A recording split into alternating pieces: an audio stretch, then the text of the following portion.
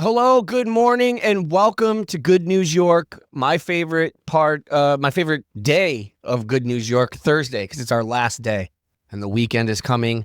I am extra excited because it is draft day. Obviously, I did the draft special yesterday. If you haven't seen it, check it out, goodnewsyork.com. It's where all our episodes are. I'm a big draft dork, so very excited about tonight. But I'm even more excited because I am joined today by some very, very, very special guests. One being my best friend and former, well, still bandmate, Darrell Harrington of Be Kind. And he is also joined along with Sandra Sorenson from NAMI Finger Lakes and Samantha Shoemaker from Hugs Ithaca. And I am so glad you guys are here. Thank you so much for coming.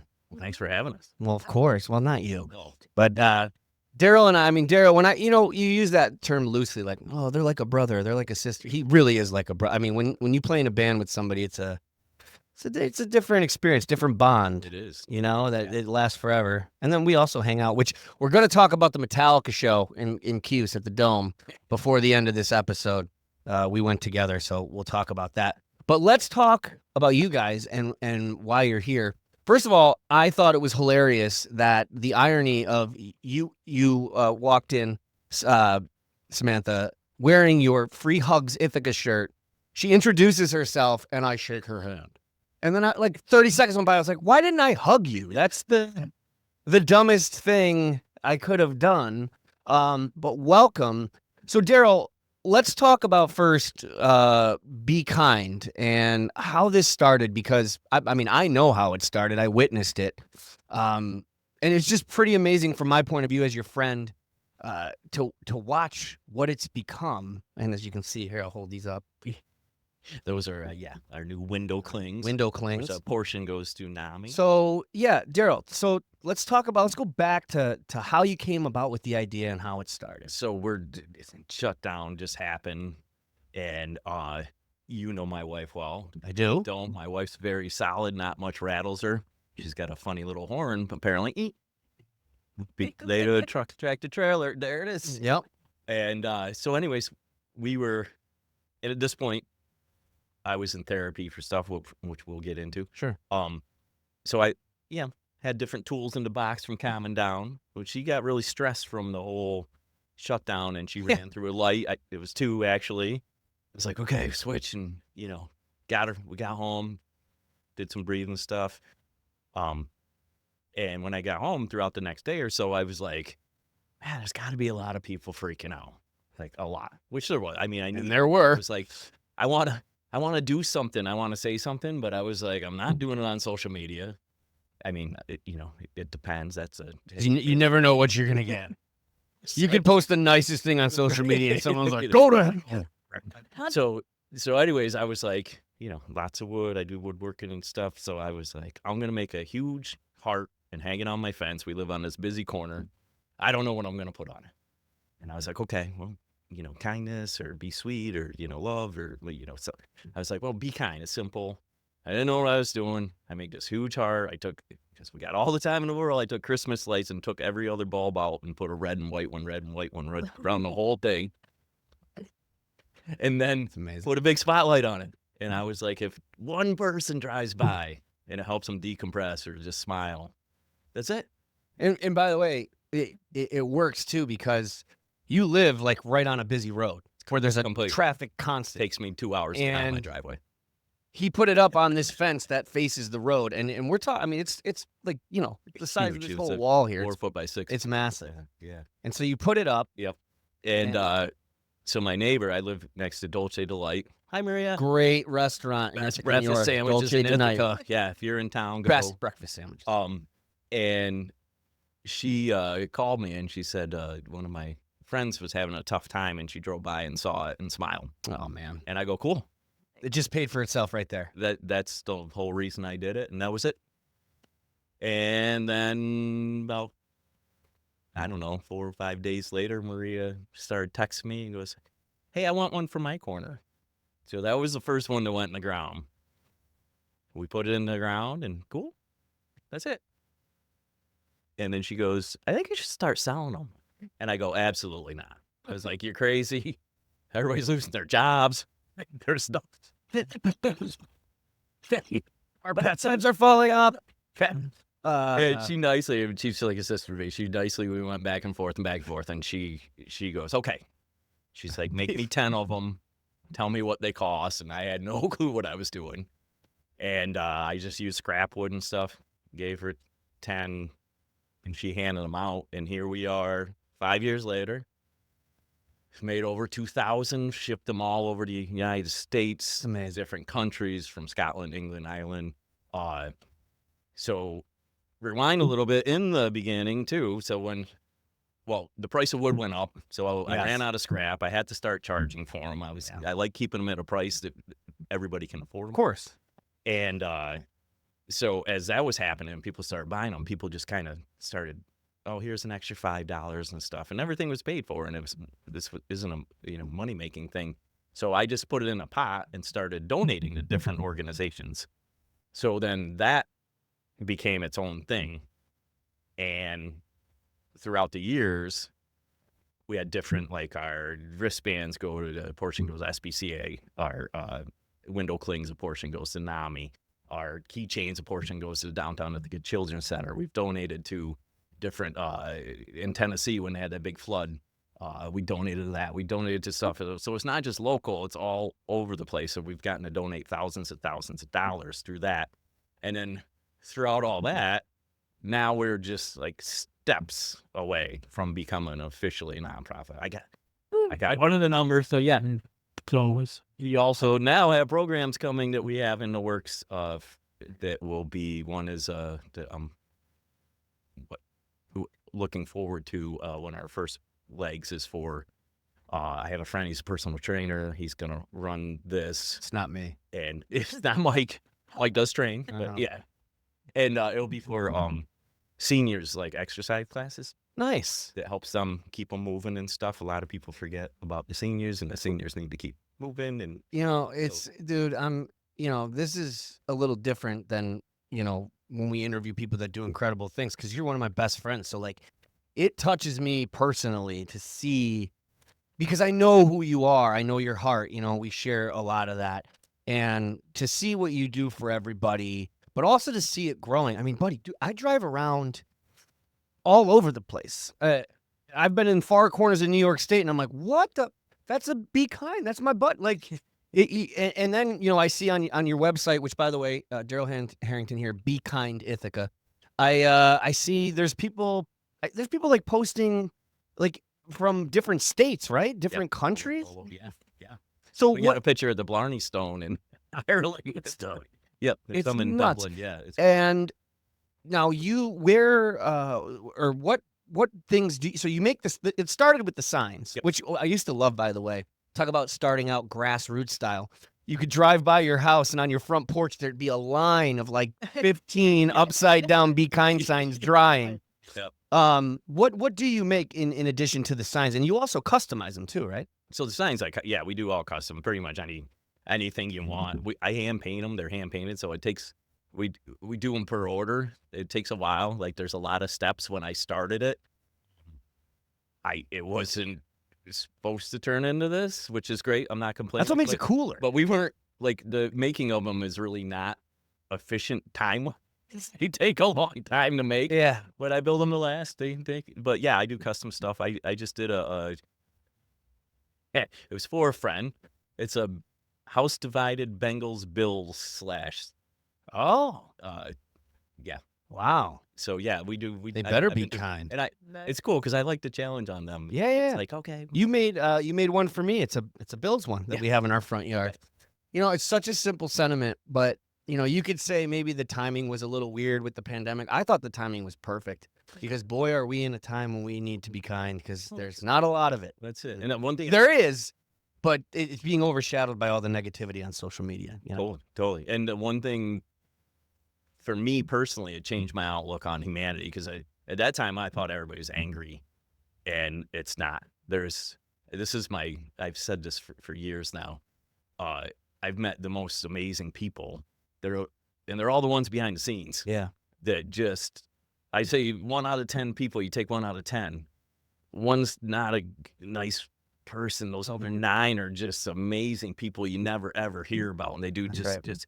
I would have never met all these people, and I would have never.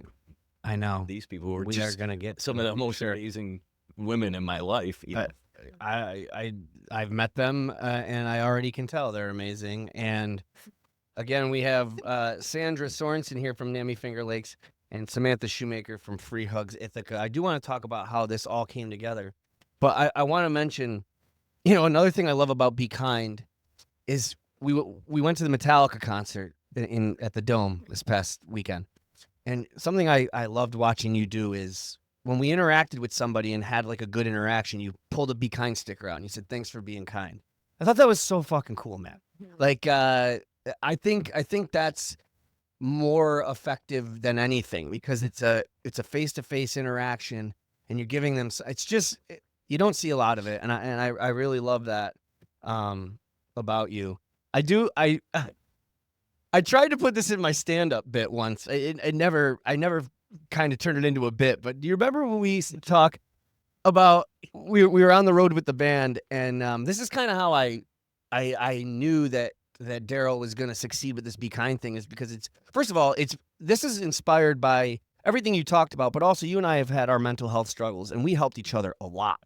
Mike he got me to go to therapy, which you got yourself to go to therapy. I just told you about it. Well, you took you some pounding on me for years. Well, good way. Like you say, hey man, I think you need some therapy. I do not need therapy. But it was from a place of I love you, but also I recognized you were doing the things I was doing, and I knew that there was help, and I think from knowing you, the amount of time I've known you, I think it was the greatest thing you've ever done, other than marry Jackie, would be, I have to say that, she'll kill me. No, hey, no, I think that was one of the most important decisions and moves of your life. I think I don't know if this would have came along if you had it, but the joke I used to say is when we were wherever we were, and I remember thinking, shit, Darrell, I go, I'm glad this Be Kind thing's taken off. I go, but what's going to happen when someone's nasty with you over the phone? Like, you can't be nasty back. You're going to have to just eat shit. Like, customer service is tough at Be Kind Ithaca, because how are you going to turn around and be like, well, screw you? That's not. And that happened. We talked about this because I had a job I was working in the delivery from, I'm not going to say which one, the lumber was not put in. And I got people there getting paid, waiting to unload. And I call them, I go, hey, and I'm like this. And I pull my card out and it says, Be Kind Ithaca. I was like, so what can we do? It's tough. It's tough. But it does, exactly. But I am no saint, believe me. So now we know the basis, how Be Kind started. And when I, asked you to come on the show, you said you were going to bring some friends. Again, we have Sandra Sorenson from NAMI Finger Lakes and Samantha Shoemaker from Hugs Ithaca. Welcome. Thank you for being here. How did this three of you come together? Let's start there. How did this become a team? So Samantha contacted me. She got a bunch of Sure, we hear you. baby hearts, and coincidentally, she lives in my hometown, which we didn't know back then. But I'd be like, oh, I'm going to see my parents. I'll drop them off. So then one day she sent me a video, and she goes, hey, I do this kind of stuff, and she's from Rochester. Nice. And there's this video of her doing free hugs at Lilac Fest with a videographer that followed them around, and they hug people. It's the coolest thing. And I go, why don't we start doing this in Ithaca? You're in Ithaca. And we met. It was funny the first time. So we went to Apple Fest. And I was with Jack. I go, I don't even know what she looks like. I don't know who I'm looking for, right? I'm just looking for a free hugs person, right? And there's hugging random people. And this is like way outside my box to sit on the commons and hug thousands of people with signs, right? You've been to Ithaca. That's a real risk because you don't know what you're doing. And that's what you think. But people would, I'd be, oh my God, what would happen? So anyways, it was one of the coolest things. it was like a dopamine high. Is that what it is? Oh, like, it is. I mean, like they had like I mean, they do say there are studies that they say hugging for. I think they even have it down to like 8 to 10 seconds releases like whatever it is, serotonin. 20 seconds. Is it 20 seconds? Gotta hang in there. You gotta really make it awkward. Wow. So we're making this awkward, but I gotta get the dopamine. You would be surprised how long 20 seconds. I know. Well, no comment. But anyway, sorry. One of my favorite music videos of all time is the Dave Matthews Band Everyday video. Do you know about this? Because in the video, I forget the comedic actor's name, he walks around New York City and he's just hugging everybody. And I get goosebumps when I think about it because it's just so... Not only hugging other people gives you dopamine, I think watching other people hug, he's literally just going up to random strangers. So when you told me about Samantha and free hugs, I was like, I'm in love with this idea just based on that video. So did you get inspiration from that or is it just a down? No, I was in college and I saw the original guy. I never can remember his name when I'm put on the spot, but out west, and he started to see these videos circulating around social media, and then one of my college co-eds put a video on his socials, and I was like, wait a second, where did you go? Thinking somehow they were linked, like forgetting that it's actually a large world here. Yeah. Yeah, no, he just did it on his own and decided to videotape it. And that's it. Yeah, I'm doing it. I'm doing it. And it took me, that was in like 2013 or 14. Miles, thank you very much. And I started doing it in Rochester. By the time I finally got the plan in order, it was 2016. And then we started making shirts 2017. We had a little hiccup at the pandemic, but we handed out cards for that one, little business cards that said free hugs.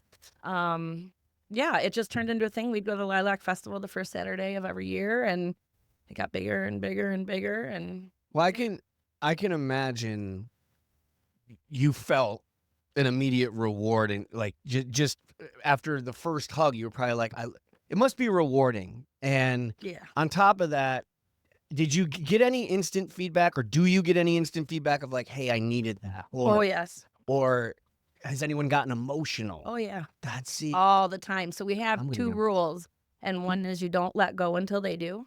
And if they're talking, you listen. Yeah. And that's it. That's the only rule. That's well, the wonderful. third, hidden rule would be don't use your cell phone. We're not.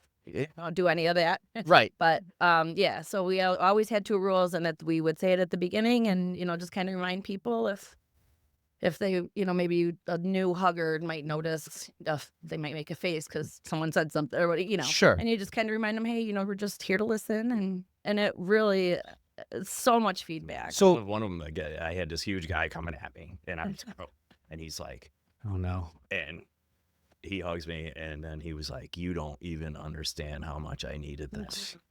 In college time when we're hugging, like a lot of the college students say like, my parents are so far away and I don't get hugs anymore. The one said they missed their.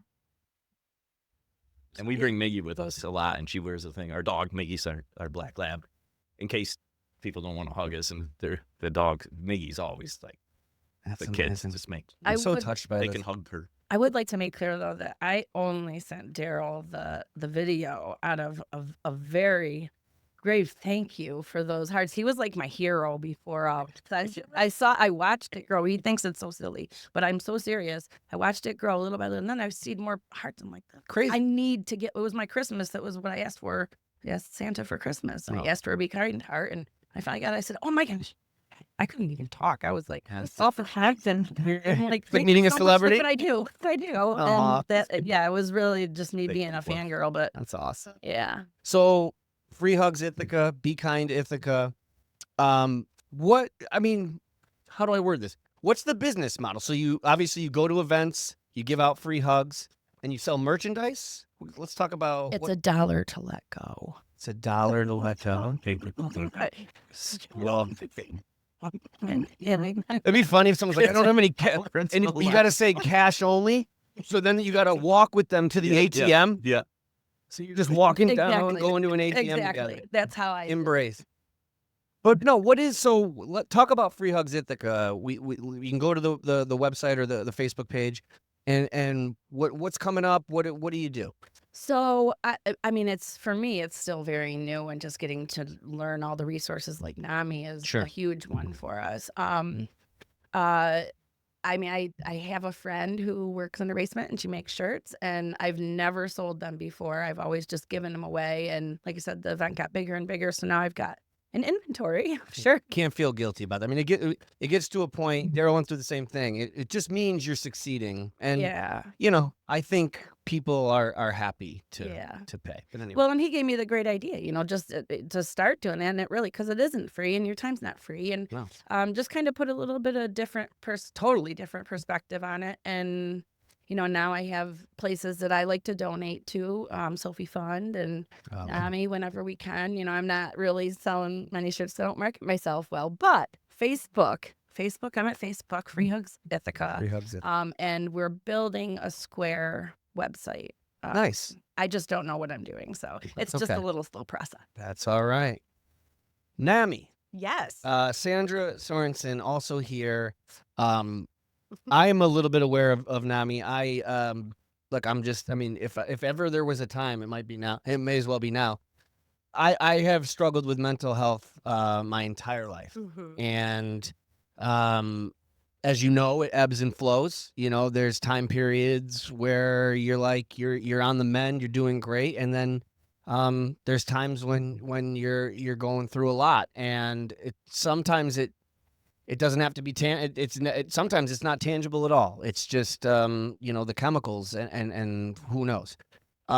So I've always been a huge advocate for mental health awareness, and we've gotten to a place now where it seems like it's working. It's out there. There's like better help and all these things, and people are open and talking about it. I went through a lot of childhood trauma, and I didn't realize that. I mean, I kind of knew, but I didn't realize how much that played a role. So all that to say, it means a lot what all three of you do, but specifically, I love NAMI, and National Alliance on Mental Illness, by the way, is what it stands for. And you're part of NAMI Finger Lakes. Let's talk about that a little bit. Tell us a little bit about the organization and how you got involved. Yeah.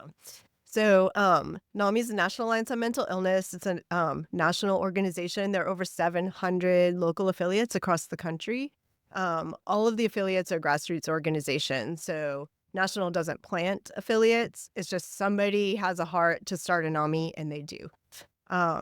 So my first involvement with NAMI was when my husband was suffering with bipolar illness, and things were just really hard. And I heard about this class called Family to Family, which is one of NAMI's signature classes. And it's for caregivers, people that are caring for somebody that has mental illness. And I was just kind of at my end. So I was like, it can't hurt. So I took this class. And when you go into taking a class like that, you're thinking like you're going to get solutions, right? Yeah. Like I have this problem. Someone's going to tell me what to do. There's Sure. some magical thing out there that I didn't Magic know already. bullet. And what you end up with when you take a NAMI Family to Family is you're in a space, either virtual or in a basement. In my case, we're in a church basement, and there was like 20 people in the class, and the whole program is somebody reading information to you. And like, if someone had told me that's what it was ahead of time, I would have been like, that is not what I need. Yeah. But like once a week, like I had a crazy household, 5 kids, and a husband who was like in depression for 9 months at a time. Like escaping to this little basement once a week and like being immersed in like someone just reading to me, like it was so soothing. And the sharing that happened in that group just created like a really strong community. And it was exactly what I needed at that time. Like it really fueled me and empowered me to be able to like create boundaries and take care of myself, which is something that I had never learned, and how to like be sustained in this this relationship. So fast forward, pandemic came, and then my husband in May of 21 actually died by suicide, which was like really traumatizing. I had no connection with NAMI between the Family to Family class and that incident. And when that happened, I was an executive director of an organization that was housing homeless men in transition. And I left that job to like just figure out life for a year and like take care of my children. And when I was ready to re-enter the workforce, I started looking for jobs, and it was really challenging because I have this gap that I have to explain. So I was like going through like leadership coaching on how to like account for this and like interviews and stuff without like trauma dumping on people, right? So I like finally felt well trained. I had my cover letter done. I had practiced interview questions with my leadership coaching, and then I found this job from NAMI, and I was like, oh my gosh, I don't even have to like not tell my story because that's what people at NAMI do. So like right in my cover letter, I was able to like share that, and that felt so comfortable. And I didn't expect to get the job, but I did, and so I became the executive director of NAMI Finger Lakes in September of 23, and it was literally like a week later, I was at an event for the Sophie Fund, and I was terrified to be there. It's like a suicide prevention event. I didn't know if I was ready. Like I was like going to get triggered. It's going to bring up a lot the new executive director, and I'm there like bawling or like having a little moment. And so I'm like trying to compose myself the whole time and be professional. And I was like taking a break from the talking. Like I was trying not to listen to it because it was triggering. So I was walking around, and I came to Darrell's table. And I loved like the whole Be Kind heart thing. And I was like, oh my gosh, my youngest daughter will just love this. So I bought a t-shirt for her for Christmas because I Christmas shop so far ahead of time. And so we started a conversation super quick, just like casual. And then Darrell was speaking at that event, which I didn't know. So Darrell got up and shared his story. And it was so touching to me. Like, I had like lived with a man who was like so afraid of stigma and never was able to get through the pride to get the help that he needed or to share his story. And so the fact that a man was standing up there sharing his story was so powerful to me. And the event ended, and we were all cleaning up, and like my friend was like, come on. And I was like, I gotta go talk to this guy. Right. And so like I ran over, and I was like, I so appreciate you sharing your story. And he was like, it's the first time I've ever shared my story. I remember you calling me about how nervous you were. And I was like, oh my gosh, it touched me so much. Like that was like the most important part of my day. Like that was so important to me. And so that just kind of sparked a friendship that has just never ended. So like we started collaborating on events together. And so every time we have something, Be Kind comes. One thing that Darrell did with another friend of ours who owns a coffee shop is they made a Be Kind coffee blend, and proceeds of that came to NAMI. So we did like a pop-up like Valentine's Day self-love kind of event for people that, you know, don't like the Valentine's Day romantic part of the thing. And Samantha came, and that's when I met her, and that was really fun. And then I started hugging with Samantha and Darrell. And now look at you, the three amigas. You know? So the cool thing about NAMI is that we don't have social work degrees. We're not psychiatrists. We're not therapists. You have real life. We have lived experience. That's and so better than any degree. Instead of sharing at a head level, we share at a heart level, which is like a perfect combination with like the Be Kind heart. And so it's just like a beautiful way to like connect with people and just like hear them and listen to them and let them know that they're not alone. That is amazing. First of all, I'm deeply touched by your story, and I know what it must take for you to have to, you know, dig down and relive that just to talk about it. And maybe in some ways it's healing. I know sometimes it can be, but I thank you for being open about that. That's a tough, I mean, there's nothing tougher, you know. Yeah. I've lost a handful of people at this point in my life who died by suicide, and it is, my God, it's something that I don't wish on my worst enemy. Because, you know, it's a, what do they say? It's a long-term solution for a short-term problem. And then you're left thinking, what could I have done? I should have known, you know, all the, and you hear that, and then it happens to you, and you find yourself actually saying those things. And I could have helped if I had. And the truth is, it was going to happen whether or not, it is what it is. But it's so hard to recover from that. And I imagine that this, in a way, not even in a way, this is part of your recovery, I would imagine, right? I feel like he's with you all the time, right? When you're out there advocating for this stuff. I think one of the one of the greatest like blessings of NAMI for me has been it's hard to go back to work and like Yeah. try to put on a professional persona and pretend like things that happened to you didn't happen, which would have been the case if I had taken any other job, right? I would not be sharing my story. It'd just be Sure. this like hidden thing. So one of the biggest blessings is like the support that came from like all of the staff and volunteers, like in the lived experience. So it was like entering in like a built-in family Yeah. of supporters, built-in friends, and like it's not like me telling my story and not having to hide from it is It's liberating. healing for me. Yeah. And it helps other people too. And so it's just so cool that like I get to go through this part of my journey and be able to make a living and like pay for my house. So happy. I mean, it's.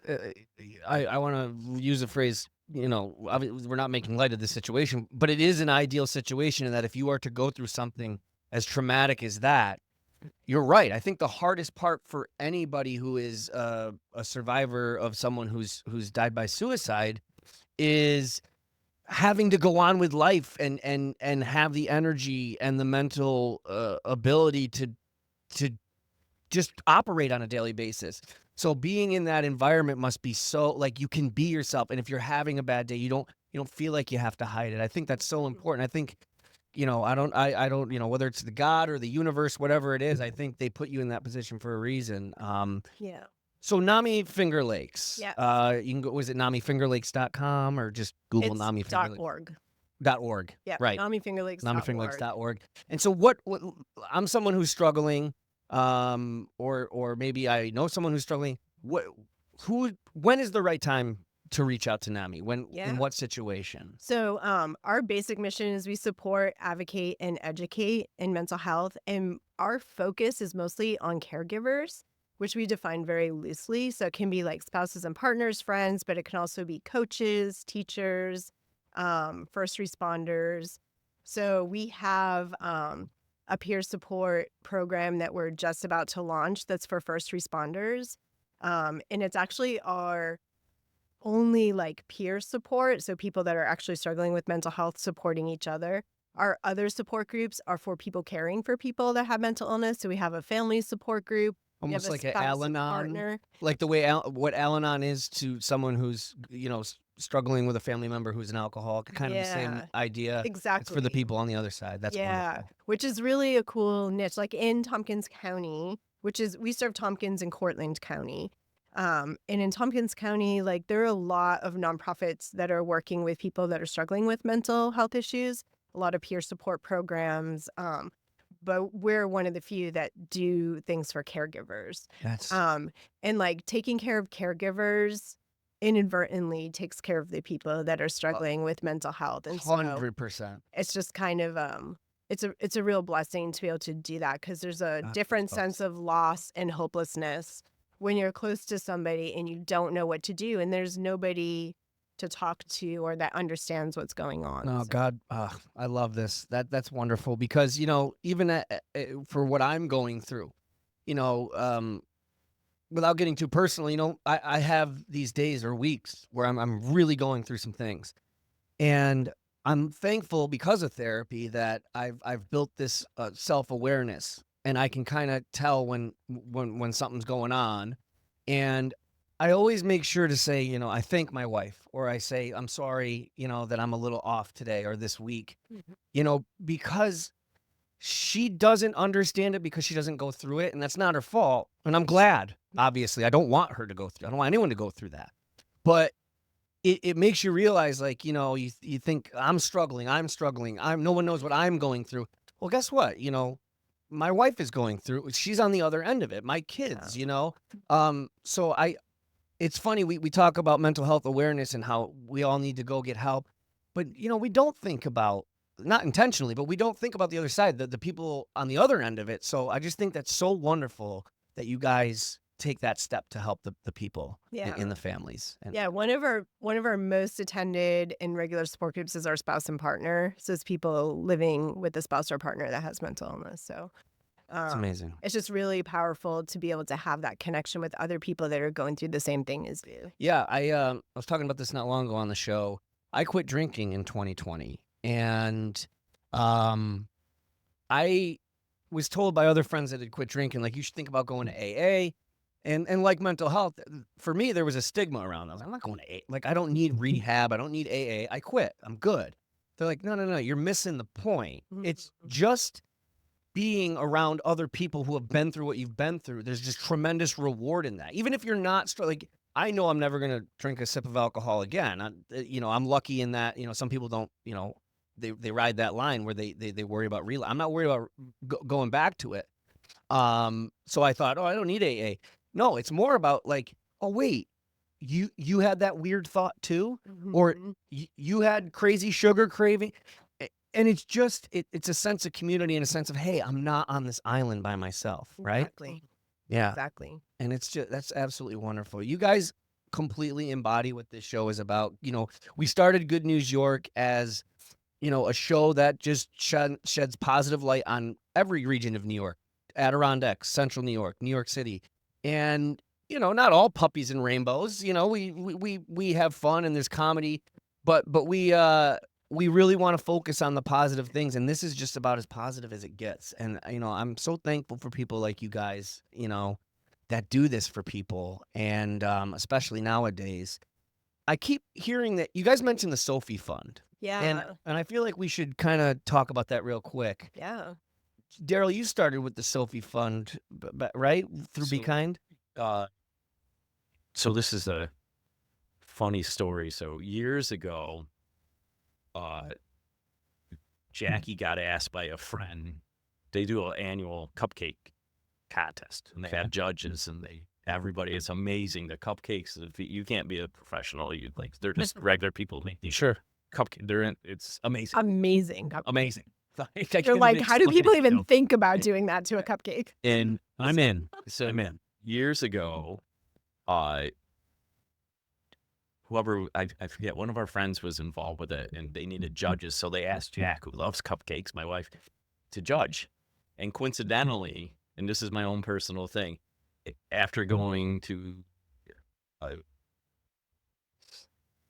what I went through, it's the first time ever I was in public and I felt well. And there's a picture of me sitting right in that area where she was judging the cupcakes. And I remember when I see that picture and I go, oh my God, that was like the first day in my life I felt good. And I was like in public and not a mess. Isn't that the best? It was that pictures. But coincidentally, I didn't know what the Sophie Fund was then. And she got asked to judge these cupcakes. So years later, when we started and I was looking at different things, I reached out to, we were making Christmas ornaments for Be Kind. My parents that are elderly, if you're listening, elder. Anyway, Old. they're Seasoned. crafters, and so they'd make these ornaments. So I reached out to Scott through my therapist, Jeep. I talked to Jeep, and he knew Scott, so I got Scott's info. Scott is Scott and his wife are the directors of the Sophie Fund. And I reached out to him about selling them, and we got talking. I told my story, talked about Be Kind and everything, and he was the one that said, would you be willing to come and speak at the next cupcake eating contest? So that's where we met. No way. And so the Sophie Fund's amazing. They do amazing stuff. Be Kind donates every year through our sales and other stuff, as well as Samantha does, and we like to promote them as much as we can. What is the Sophie Fund exactly? It's Do you want me to do that? Yeah. So Scott's daughter, Sophie, was a Cornell student and she died by suicide.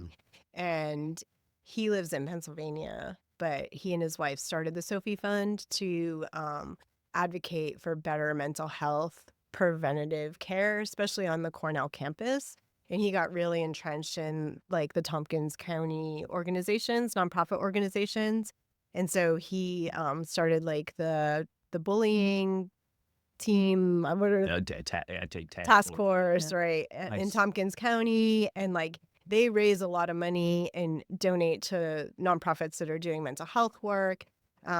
NAMI is on a task force with Sophie Fund and American Foundation for Suicide Prevention and Suicide Crisis, and we're doing a huge project right now trying to get mental health education into the local schools. Oh, please. So combined together, we have like a bigger force than like if we were just all trying to go individually. So Scott's just like a champion and like gathering everyone together to try to make a real difference. Like he's a doer more than a talker, and he's just doing incredible things in Tompkins County. It's just absolutely wonderful. Yeah. I can't thank you guys enough for being here. Before we wrap, though, I just want to prove that Darrell and I, we really are like brothers.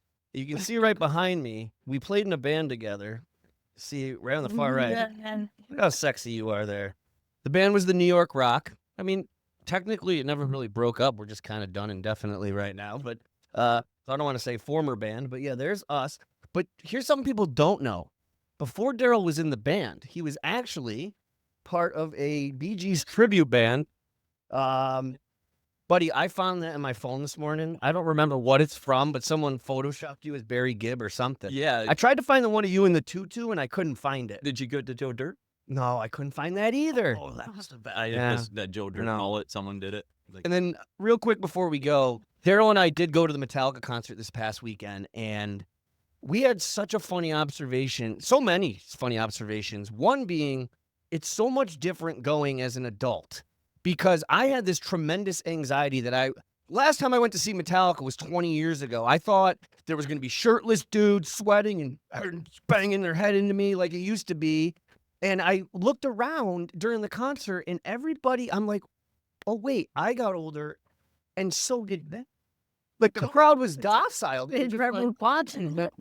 I was like, it's just so strange to see heavy metal musicians and rappers age out. It's just, you never thought it was going to happen. no, But it was a great it time. was a phenomenal show. And yeah, it was great.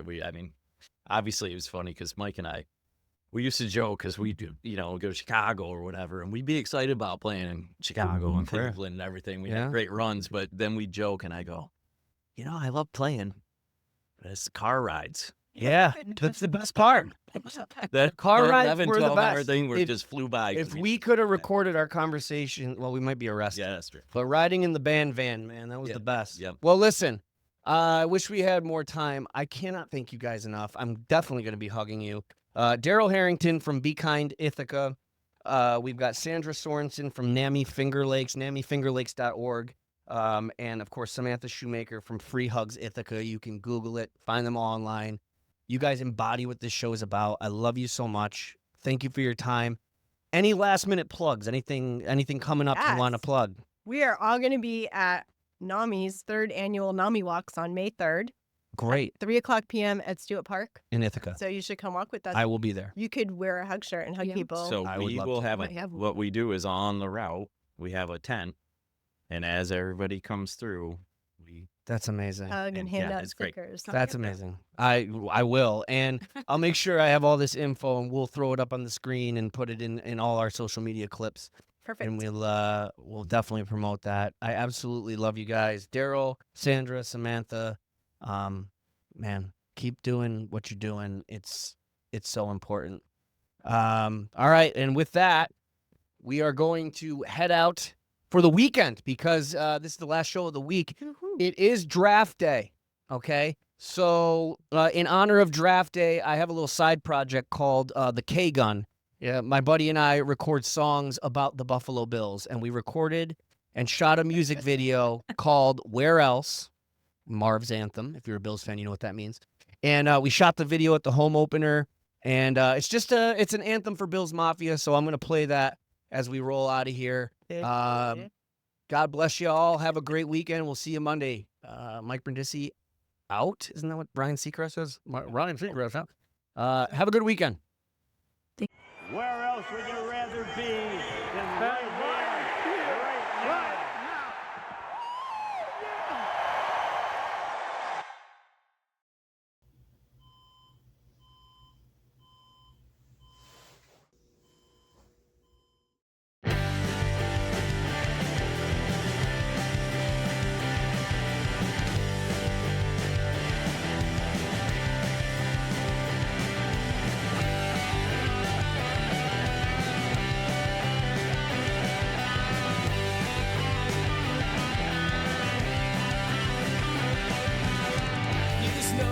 heaven or hell.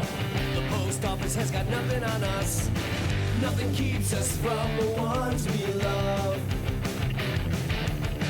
Every game day, hide the tables before Uncle Joe ends up disabled. We don't fear the snow. The snow fears us.